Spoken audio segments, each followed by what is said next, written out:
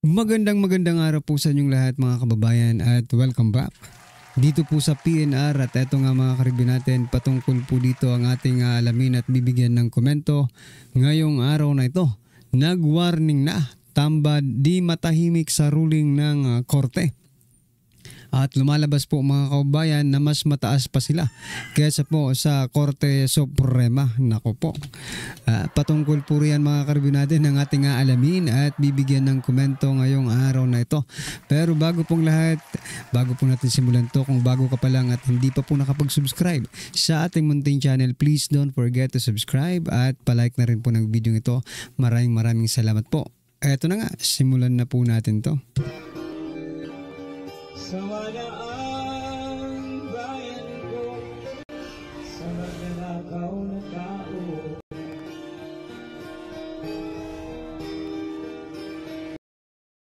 So ito mga karibin natin, simulan po natin dito sa mga nagte-trending na mga balita dito po sa mundo ng social media. Nako, ito pala, may legacy pala si President Bongbong Marcos Jr. Ayon po dito sa Daily Tribune, no, na si Art, teka lang, i-zoom in natin, ha? Art Bisana.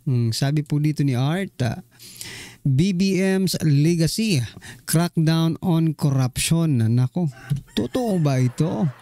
President Ferdinand Bongbong Marcos Jr. consider digital transformation one of his legacies to the Filipino people, no? In his fourth State of the Nation address, BBM promised a crackdown on corruption by enhancing transparency, streamlining processes, and increasing accountability. Nako, ang hirap naman paniwalaan nito mga kababayan. Isipin mo, 3 years na po. Okay? 3 years na po. Ngayon lang, pag sinabi mo kasing legacy mga kababayan, from the start, no? From the start, ginawa nyo na yan. Diba? Hindi yung ngayon nyo lang gagawin kasi nakikita. Alam nyo mga kababayan kung bakit nila ginagawa ito ngayon? Kasi nasilip po ng taong bayan, nakita po ng taong bayan that there is really corruption. Kaya ngayon, parang ano na lang to paghuhugas kamay nila. Diba? Itong ginagawa nila. Okay, we will crack down corruption. Bakit ika-crack down yung corruption? Dahil nakita kayo ng taong bayan? Dahil nasilip kayo ng taong bayan? Ganun lang yun mga karibin natin. Hindi po ito legacy. Kung di, ito po ay pagtatakip. Pagtatakip sa mga ginagawa nilang mga kalukuhan. Di ba? Okay, administrasyon mo yan Everything na nangyayari dyan, may ano yan may kung baga bas-bas something na connection dyan sa Malacanang. Hindi naman gagalaw ang mga taong yan kung ikaw ang presidente, di ba? Ano po ang inyong masasabi dito sa legacy di umano ni President Bongbong Marcos Jr. na crackdown on corruption? Naniniwala ba kayo dyan? I-comment nyo na lang mga karibin natin. At eto pa, pasadahan din po natin ito. Ito si President Bongbong Marcos ulit mga kababayan. Sabi po dito, PBBM hawak na ang mga pangalan ng mga sangkot sa flood control projects. Nako, eto na naman tayo. Hawak. Ilabas nyo para ma-fact check po ng taong bayan, no? Ilabas nyo yung mga pangalan na yan. Tulad po ng ginawa ni former President Duterte, nilabas niya po yung mga drug list, di ba? Ngayon, kung yan po ang inyong legasiya, ilabas nyo po yan para ma-fact check po ng taong bayan kung talagang totoong may hawak kayong mga pangalan ng mga sangkot at ipakita nyo mismo sa publiko na sila ay hinuhuli nyo bilang tauhan ng gobyerno. Diba? Kasi ang presidente naman po ay tauhan po yan no? Siya po ay tauhan ng taong bayan. No? Nandyan po siya for the people. Ngayon, kung may mga pangalan na pala sila, bakit hindi nila ito ibulgar? Bakit hindi nila ito ibulgar? Diba? Para malaman ng buong sambayan ng Pilipino na itong angkan na ito, itong mga pangalan na ito ay hindi na pwedeng pagkatiwalaan. Diba? Kung talagang may yagballs ka, President Bongbong Marcos Jr., ilabas mo na yan, mga pangalan na yan para makita at ma-double check ng ating mga kababayan kung talaga bang baka mamaya hindi pala. Diba? Baka mamaya hindi pala involved tapos kontra politika lang. Ibang usapan din yun mga kaubayan, di ba? O ano pong inyong masasabi dyan? I-comment nyo na lang mga karibin natin at eto. Pasadahan po natin. Ito si President, si Speaker Martin Romualdez mga kaubayan, nagbabala. May warning. O eto. Sabi po dito ni Romualdez, Romualdez warns Supreme Court justices, you are also impeachable officials. Nako, lagot. Sabi po dito ni Atty. Rowena Guanzon, Supreme Leader si Speaker Martin Romualdez, no? So, kung ganito po ang mangyayari mga kababayan, bawat desisyon ng ating Korte Suprema ay hindi igagalang ng Kongreso. Nako. Paano na lang? Yung mga ordinaryong tao, di ba? Baka mamaya Kongreso na ang maging Korte Suprema natin. Diba? Parang yung ICC lang, 'di ba? Hindi nila ginalang yung Supreme Court natin, pumunta agad sila sa ICC. Ngayon naman po mga kaubayan, parang ang gustong palabasin dito ni Speaker Martin Romualdez, no? Na sila na rin ang maging korte ng Pilipinas. Nako. Baka hindi lang Quadcom ang makreate nila. Baka hexacom na or anong kumkum pa yan, di ba? Para lang maipakita sa taong bayan na sila talaga ang pinaka-powerful. Supreme nga Supreme Leader nga ang tawag ni Atty. Rowena Guanzon, no? Ay nako. Bakit? Siguro ko hindi na makatulog ang mga taong ito, no? Dito po sa naging desisyon ng Korte Suprema, mga kababayan. Kasi wala na po silang ibang bukang bibig. Kung di impeachable din kayo, diba? Kayong mga Supreme Justices, Supreme Court Justices, impeachable din kayo. Gaya po ng ginawa nila kay Chief Justice Corona, diba? Posible kayang maulit yun mga kaubayan. Antayin lang po natin kasi nagbabala na po ang ating Supreme Leader, Supreme Speaker, na si Speaker Martin Romualdez. Nako, ano po ang mangyayari dyan? Ito pa mga kaubayan, ito.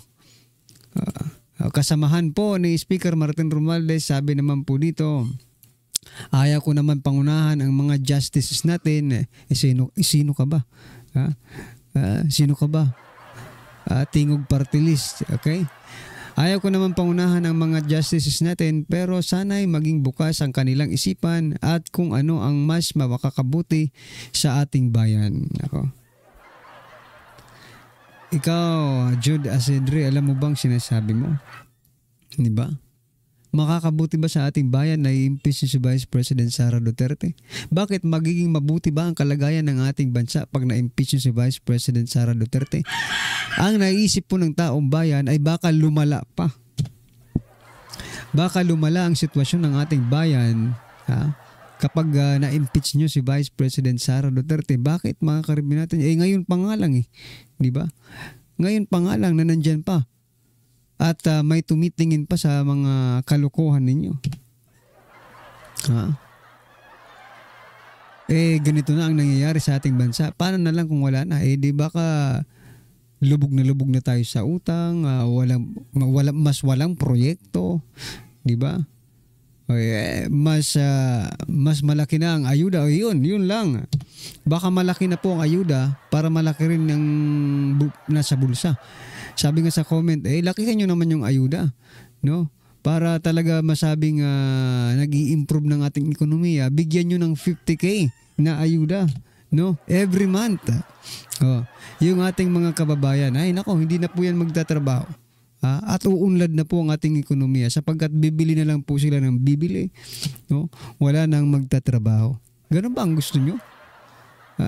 Anyway, ano po ang inyong masasabi mga karabin natin? Comment nyo na lang. At ito, last po natin pag-uusapan bago po natin i-play yung video na ating bibigyan ng reaksyon. Ito, President Bongbong Marcos Jr., sabi niya po dito, budget insertion jeopardize foreign assisted project. Buti na alam ninyo. Kasi nga po na hindi... Akala nyo ba hindi nakatutok yung mga ibang world leaders, no? Lalo na yung mga kapitalista, mga kababayan. Hindi nakatutok sa mga balita dito sa Pilipinas. We're in. Nakita po nila na maanomalya, may unconstitutional yung 2025 gaan natin mga kababayan. So doon pa lang masasabi na nila, ops, teka lang. Kung ako po ang mag-i-invest, ops, teka lang. Baka yung investment ko ma-scam lang. Diba? Baka mapunta lang sa mga bulsa ng mga politikong ito. Diba? Kaya nga hindi nyo ba nahalata? Bawat travel ni President Bongbong Marcos Jr., no, wala namang napapala. Puro pledges lang, puro pangako lang ang binibigay ng mga foreign leaders. Kasi nakikita po nila that this administration is not effective as they expected, mga kababayan. Diba? Ini-expect kasi nila na ang isang leader ng bansa ay nakatuon kung paano maging progressive ang ating bansa, 'di ba? How to end corruption, illegal drugs, pero ang nangyayari po mga kababayan, puro corruption po ang nangyayari. Tingnan nyo. May mga kaso ang gobyernong ito diyan po. Sa Supreme Court, 'di ba? Nagkaroon nga ng oral argument sa PhilHealth, sa GAA, 'di ba? Tapos ganito pa. Ganun lang sasabihin nila mga kababayan. Budget insertion, jeopardize foreign assisted project. So what's next? Anong kasunod ninyong gagawin? Tama na lang ba ang ipaalam ninyo yan sa taong bayan? Hindi nyo susolusyonan? Hay nako. Anyway mga karibon natin, ano po ang inyong masasabi dyan? I-comment nyo na lang po. At eto, pasadahan po natin ang balitang ito. Eto po mga kababayan. MR.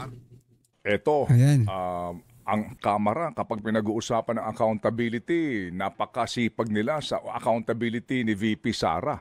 Dito, pinag-uusapan accountability ng mga sinasabing umano, ang ginamit na word ng Presidente, kickback, SOP, etc., katiwalian sa government infrastructure projects, particularly po sa flood control. Ano po ang priority nito sa inyo? Itong investigasyon sa sinasabi ni Presidente na mga questionable flood control projects sa inyong komite. Congressman, magandang umaga po. Good morning! Hi Manong Ted. Good morning. Magandang umaga po sa inyo at sa lahat po na inyong taga-subaybay. Salamat sa panahon. Congressman, una po sa lahat, kailan po kung maghahain man po ng motion for consideration po ang Kamara sa naging Supreme Court decision po sa impeachment po ni VP Sara? Meron po kami 15 days to file the MR. So siguro po mga by late next week. Sa ngayon, inaayos pa po lahat ang mga argumento po namin. Dito ho ba, Congressman, sino po mga abogado ang magpeprepara ng motion at may papel ba dito ang ating Solgen? Ay, definitely po. May papel po yung ating Solgen. Pero siyempre, may mga tumutulong. Sa palagay ko nga, Solgen nga po siguro ang gumagawa ng mga legal actions niya dito sa Supreme Court, di ba? Kasi nung unang balita mga kababayan, no, sabi doon nagpatulong ang House of Representatives dito po sa Solgen para sagutin at magsumite ng mga hinihinging requirements. Nako. Din po sa hanay po namin at saka sa hanay din po ng may mga iba pong mga volunteer na mga abogado po. Okay. Opo. Congressman, inyo ho bang nabalitaan na ang Senado po nagtakda na ng araw para pag-usapan nila ang isyong ito? Kung sila ba'y tutuloy o hindi? Ano ho muna ang inyong reaksyon doon? Well, alam mo sa totoo lang, Manong Ted, siyempre malamang nakahinga rin sila ng maluwag dahil alam naman natin from the very beginning yung kanilang mga saloobin pagdating po dito. In any event, siguro ako aantayin ko na lang kung ano po yung kanilang magiging resulta ng kanilang pag-uusap. Opo. Congressman, kung sakali lang po na pagbotohan nila at sabihin nga na sila po ay susunod na sa Supreme Court decision at sasabihin na po nila na they are going to dissolve the impeachment court, will that matter kung dumating ang inyong MR after that decision sa Supreme Court? Ano sa palagay po ninyo? Alam po niya, Manong Ted, ako, hindi naman po ako magtataka kung ganun po ang maging resulta ng kanilang botohan. Basta't kami po, sa panig po namin, talong-talo na talaga ito. Wala na ito. Magagawa po namin para lahat po ng mga legal remedies i-exhaust po namin. Okay, sige po.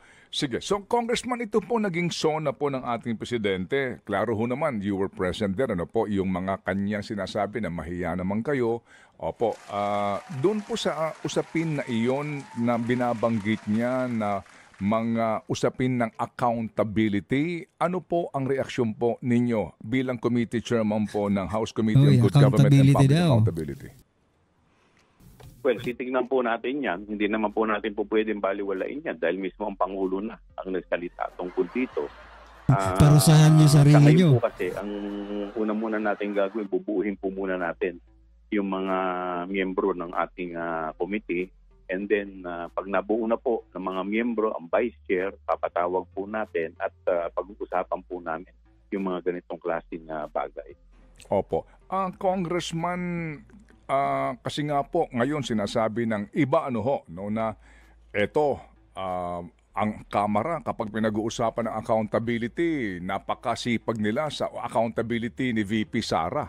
Dito pinag-uusapan accountability ng mga sinasabing umano ang ginamit na word ng presidente, kickback, SOP, etc. katiwalian sa government infrastructure projects, particularly po sa flood control. Doon po sa accountability issue na ito, palagay po ninyo, sino ho ang may karapatan na mag-imbestiga nito sa Kongreso?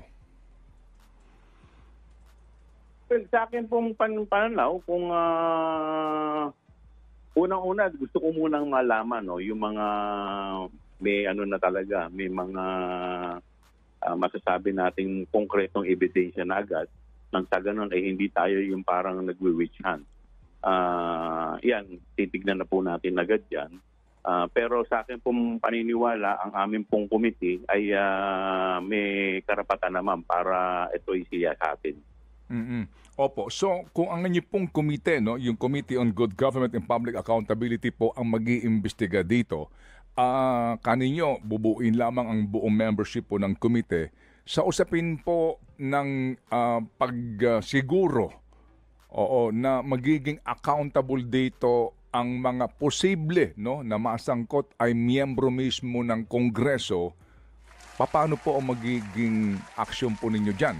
Kasi it's, kumbaga, one of your own, or some of your own, ang magiging subject ng investigation. Kung may matatamaan po ng mga kamiyembro natin, wala po tayong magagawa. Ano po gagawin natin dyan?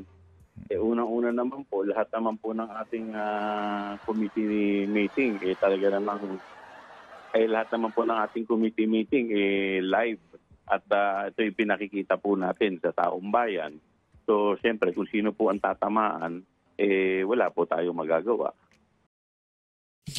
Kung ikaw ang tamaan, di ba? O, paano yun? Tatanggalin ka muna dyan sa pagiging chairman mo. Di ba? At imbestigahan. Imbestigahan natin si chairman, Joel Chua. O, di ba? Meron nga may anomalya, di ba? O gawin yung witness, gawin yung testigo si Mayor Isko Moreno. O. Di ba? Anyway, mga kababayan, sa palagay nyo, magkakaroon ba agad-agad ng hearing itong mga nangyayaring ito? Sa palagay ko po, mga kababayan, medyo mahihirapan po. I think kasi hindi po agad-agad itong mangyayari. Hindi naman ito Duterte, no? Buti sana kung Duterte ang isasalang dyan. Naano nyo ba naalala nyo po ba yung pagpapatawag nila kay former President Duterte? Di ba napakabilis nilang umaksyon doon? Napakabilis Napakabilis nilang umaksyon, gumawa ng paraan para matuloy lang yung hearing na yan. Pero bakit ito, mga kababayan? Aabutin yata ng siyam-siyam ito para lang magkaroon ng hearing dito sa anomalyang ito.